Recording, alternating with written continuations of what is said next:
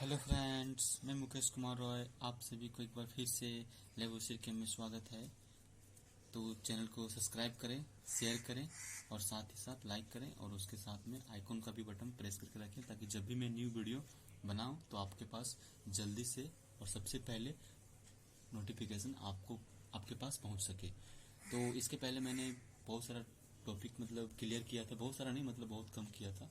अब मैं फिर से कंटिन्यू करता हूँ और आगे वीडियो में कंटिन्यू डालता रहूँगा, अपलोड करता रहूँगा। ठीक है, मैंने स्टेटस में 2-3 चीज़ डाला था। ठीक है, इसके पहले मैंने स्टेटस में एटम्स और मोलिकुल्स का सिर्फ नोट्स बना के डाल दिया था, तो आप लोग को उसको देखे ही होंगे। और यदि समझ में नहीं आएगा तो मैं इस पर वीडियो बना रहा हूँ, तो उसको समझने की चेष्टा कीजिए, कोशिश कीजिएगा। आप लोग को जरूर समझ में आएगा। आप लोग जो 9th 10th 11th तक भी पढ़ा, 9th 10th 11th में पढ़ा रहा हूँ, 9th 10th में पढ़े होंगे आप लोग एटम्स के बारे में। व्हाट इज एटम्स, मॉलिक्यूल्स क्या होता है, थोड़ा बहुत कंफ्यूजन हुआ होगा, लेकिन मैं इसको आज आप लोगों के साथ एक्सप्लेनेशन के साथ में बताऊंगा और आप लोग को जरूर समझ में आएगा। बस आप लोग को एक काम करना है कि वीडियो को शुरू से अंत तक जरूर देखना है। जहां से वीडियो स्टार्ट होगा वहां तक उसको जाके और अंत जहां का वहां तक उसको देखना है, ताकि आप लोग को पूरा से पूरा डिटेल समझ में आया कि एटम्स होता है क्या, मॉलिक्यूल्स आखिर होता है क्या, एटम से कैसे मॉलिक्यूल्स बनता है। इसके पहले मैंने डाल्टन एटॉमिक थ्योरी के बारे में बताया था, उन्होंने ही एटम्स का नाम दिया था, उसको क्या क्या विशेषता है उसके बारे में बताया था। ठीक है ना, तो उसका जो पोस्टुलेट था बता दिया था, उसको लिमिटेशन जो था वो भी बता दिया था। और उसका जो लिमिटेशन को दूर किया था उसको मॉडर्न एटॉमिक थ्योरी बोला जाता था। तो मैं जब स्ट्रक्चर ऑफ एटम जब पढ़ाऊंगा तो उसके बारे में वहाँ मैं डिटेल पूर्वक बताऊंगा कि क्या होता है। और उसका जो मैन जो फंडा जो हटाने वाला चीज जो था वो था ये आइसोटॉप, आइसोबार, आइसो इलेक्ट्रॉन, सब जितना सारा जो आया था ना वही जो है मॉडर्न एटॉमिक थ्योरी बन गया था। उसका पोस्टुलेट जो बोलते हैं, लिमिटेशन जो निकाला गया था, ये डाल्टन एटॉमिक थ्योरी वहीं से द्वारा निकाला गया था। तो मैं जब पढ़ाऊंगा स्ट्रक्चर ऑफ एटम तो उसके वहां पे मैं बताऊंगा कि क्या क्या कैसे कैसे इसका लिमिटेशन निकाला गया। ठीक है, तो आज का मैं क्लास की ओर बढ़ता हूँ, आप लोग को बताने की कोशिश करता हूँ।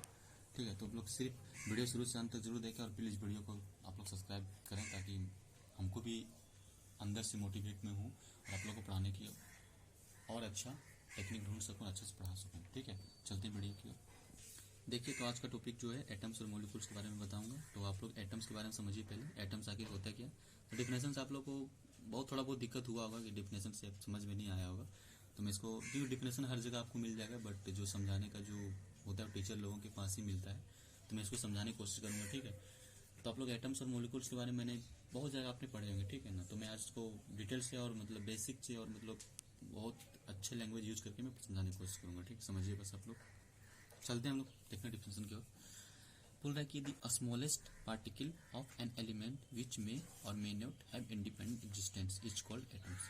यानी एटम जो है ना स्मॉलेस्ट पार्टिकल है, एलिमेंट का स्मॉलेस्ट पार्टिकल जो इंडिपेंडेंट एग्जिस्टेंस में हो भी सकता है और नहीं, मैंने मैंने वो अस्तित्व में रह सकता है। जैसे मैंने हम लोग आदमी के रूप में रहते हैं ना, उसी तरह वो आदमी के रूप में रह भी सकता है और नहीं भी रह सकता है। ठीक, वही बोल रहा है, मैंने उसका अस्तित्व कहीं होगा नहीं भी होगा, इसमें बोलते हैं ना स्टेबिलिटी, इसको बोलते हैं। जैसे हम लोग का भी स्टेबिलिटी होता है। हम लोग का स्टेबिलिटी क्या होता है, जब हम लोग अभी बच्चे हैं, ये हम लोग को पढ़ने का है, तो हम लोग पढ़ रहे हैं, उसके बाद 50-60 एज के हो जाएंगे तो हम लोग स्टेबल हो जाएंगे। ठीक है, मैंने बैठ रह जाएंगे घर में, उसके बाद कहीं नहीं जाएंगे, वही स्टेबिलिटी है।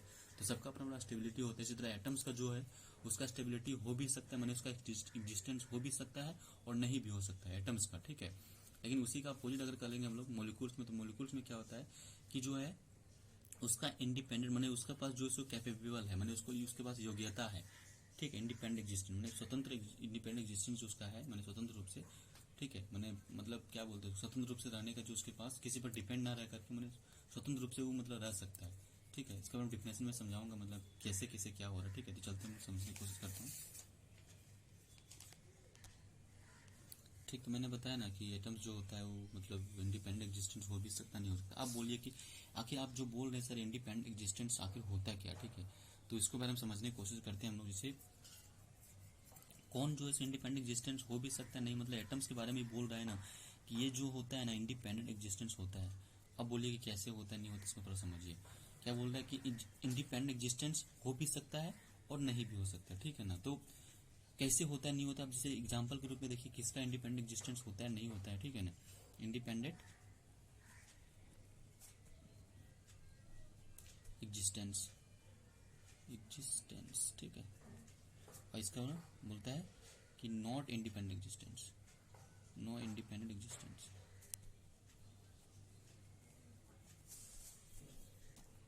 तो इसके बारे में समझिए, बढ़िया समझिए, कोशिश कीजिएगा, ठीक, बढ़िया समझाने की कोशिश करूँगा मैं पूर्ण तरीके से।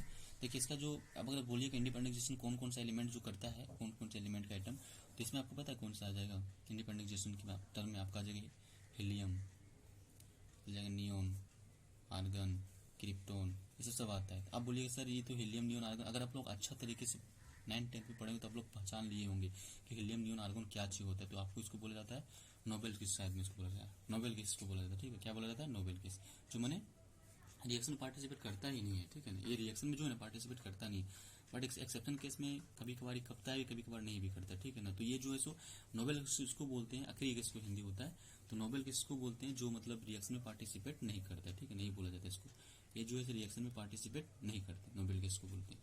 तो ये जो है इंडिपेंडेंट एग्जिस्टेंस हो सकता है। और ये जो है नॉन इंडिपेंडेंट एग्जिस्टेंस कौन है, इसमें आ जाता है आपका जैसे हाइड्रोजन हो गया, मतलब जितना सारा आपको चुना गया, इसमें नाइट्रोजन हो गया, कैल्शियम हो गया, जितना सारा आ गया, पोटासियम हो गया, सब जितना सारा एलिमेंट जितना सारा आ गया, सब इसमें क्या होता है? नॉन इंडिपेंडेंट एग्जिस्टेंस होता है। क्या होता है इंडिपेंडेंट एग्जिस्टेंस, क्या नहीं? देखिए अब हम लोग जानते हैं कि इंडिपेंडेंट एग्जिस्टेंस हम लोग लिए हीलियम का, तो हीलियम का जानते हैं कितना होता है? 2 होता है ना, इसको लिख सकते हैं हम लोग 1/2। एक आप लोग समझोगे इलेक्ट्रॉनिक कॉन्फ़िगरेशन, थोड़ा सा इसको और डिफिनेशन मतलब दूसरा तरह बनाऊंगा, देखिए तो ठीक है। आप लोग पढ़ेंगे इलेक्ट्रॉन, ये जो होता है ना, यहाँ पर क्या होता है, सेंटर में क्या होता है? प्रोटॉन और न्यूट्रॉन होता है, ठीक है ना। इसके बाहरी जो कक्षा होता है, इसके बाहरी कक्षा में क्या होता है? इलेक्ट्रॉन घूमता है इसके बाहरी कक्षा में, ठीक। यही जो इलेक्ट्रॉन होता है, इलेक्ट्रॉन मतलब जो होता है मतलब उसके बाहरी तरफ से घूमते रहता है। इसके बारे में बताऊंगा बहुत अच्छा तरीके, स्ट्रक्चर ऑफ एटम जो मैं बताऊंगा ना, तो बहुत अच्छा तरीके बताऊंगा और 100% आप लोग वहाँ समझ में आएगा, ठीक है। तो यहाँ प्रोटॉन न्यूट्रॉन बीच में होता है, सेंट्रल में इलेक्ट्रॉन और इलेक्ट्रॉन जो होता है साइड साइड से घूमते रहते हैं, ठीक है ना। तो इसके जो होता है ना, इसके जो बाहरी कक्षा होता है इसको बाहरी कक्षा बोलते हैं, सबसे जो लास्ट में इलेक्ट्रॉन जो पाया इसको बाहरी कक्षा बोलता है, ठीक है ना। तो मैं जब पढ़ाऊंगा सेल सबसेल वहाँ पर तो मैं अच्छे से बताऊंगा, मेरी वीडियो यहाँ पर ज़्यादा लंबा हो जाएगा, ठीक है, इसलिए मैं शॉर्ट के फॉर्म में बताने की कोशिश कर रहा हूँ। जिससे होता है इसका जो कोई भी एटम का, कोई भी एलिमेंट का जो आउटर मोस्ट इलेक्ट्रॉन रखने का जो कैपेसिटी है वो कितना हो सकता है? 2 होगा, 8 होगा, 18 होगा, ठीक है, 2 होगा, 8 होगा, 18 होगा। तो यहाँ पे 2, 8, 18 आप बोलिए सर मतलब देखिए इसको हम लोग बोलते हैं पहली कक्षा, दूसरी कक्षा, तीसरी कक्षा। इसका नाम दिया गया के, पढ़ेंगे आप लोग 10th क्लास में, L, M, और एक होता है 18, एक कितना होता है निकाल लीजिए, आप बोलिए सर कैसे निकाल लेते हैं ऐसे। इसमें मैक्सिमम इलेक्ट्रॉन जो रखने का जो कैपेसिटी होता है किसी कक्षा में उतना 2n² इसका फॉर्मूला होता है। किसी का भी कक्षा के इलेक्ट्रॉन जो निकालना चाहेंगे किसमें मैक्स मतलब कितने इसका आउटर मोस्ट इलेक्ट्रॉन होने मतलब कितना में ये स्टेबल हो जाएगा, कोई भी एलिमेंट है तो कोई भी एटम जो कितना में स्टेबल हो जाएगा उसके बारे में बताता है, ठीक है, 2n²। जहाँ पे n जो होता है ना सेल की संख्या, मैंने ये जो होता है 1 2 नहीं है, ये उसको बोलते हैं सेल की संख्या। जैसे मान चलो हम लोग इसके निकालते हैं, फिर से देखिए वैसे ये हो गया आपका ना, इसको निकालने की कोशिश करता हूँ, ये हो गया n+p, ये हो गया e सभी यहाँ पर क्या घूमते रहेगा, ठीक है। देखिए तो यहाँ पर जैसे मैं तुम पहला कक्षा में तो 2 × 1 कितना हो जाएगा? तो पहला कक्षा में कितना रख देंगे? 2 2 × कितना है? 2, 2 का स्क्वायर कितना हो जाएगा?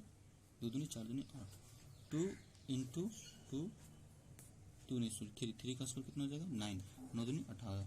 फिर देखिए 2 × कितना हो जाएगा? 4 ले लीजिए स्क्वायर, 4 चौक 16, 16 दूनी 32, ठीक है, यहाँ पे 32 रख सकते हैं। KLMN और ज़्यादा KLMN वो भी चल जाएगा, बहुत दूर जाएगा, और उसको फॉर्मूला बढ़ाइएगा और दूर जाएगा, ठीक है। तो इसी का नाम जो दिया था इन लोगों ने,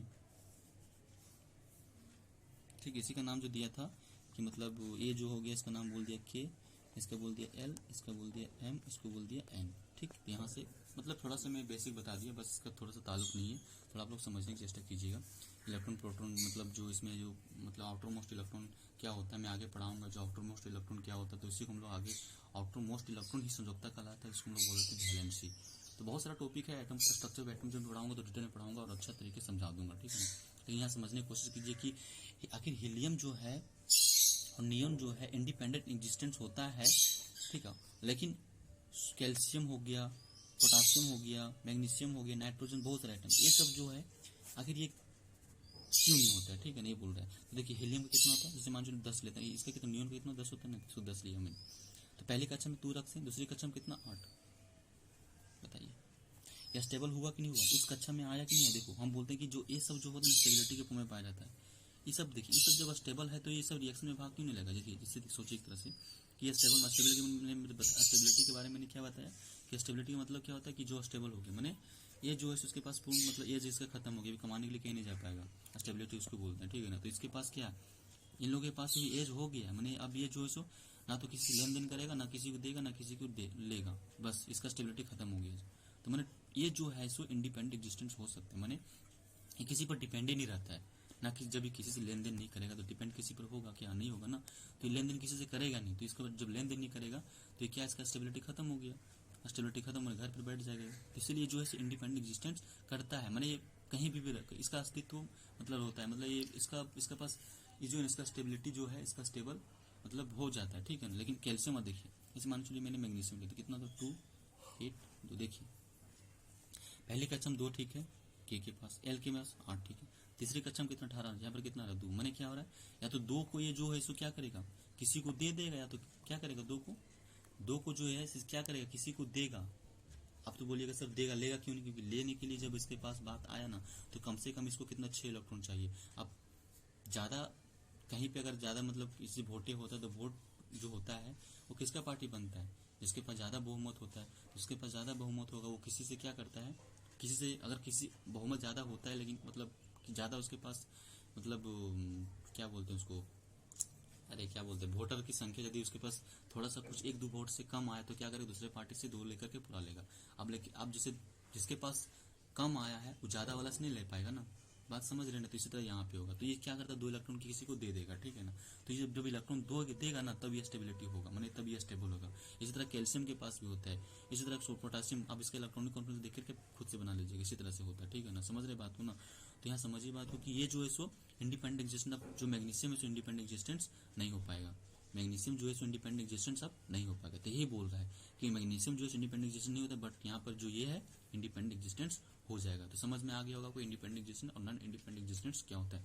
100% आप लोगों को समझ में आएगा। यदि नहीं समझ में आएगा तो आप लोग फिर से एक बार कमेंट कीजिएगा, मैं आप लोगों को एक बार और फिर से समझाने की कोशिश करूंगा।